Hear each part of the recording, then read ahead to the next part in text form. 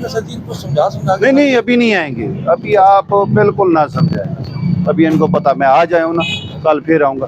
कल मैं अचानक आऊँगा, जो काबू आया उसको उठा कर ले जाऊँगा। आज मैंने वार्निंग दी है ज्यादातर। बहुत सी आप मुझे पता पहले दिन आया है, पहले दिन मैंने तमाम को वार्निंग दी है और एक आध का सामान लिया है, शनाख्ती कार्ड लिया है, बाकी तमाम को वार्निंग दी है। पहले मैंने वो देखा आपकी वीडियो में कि आप पहले कहते हैं, हाँ, लेकिन वो जाओ तो फिर वही साफ। नहीं नहीं नहीं, आज फर्स्ट डे था ना, कल इंशाल्लाह देखना। ठीक है, आप मेरे टाइम का पता नहीं होता मैं किस वक्त आता चाय था। पीनी तो आज बड़ी मेहरबानी। और शेषी ठीक है?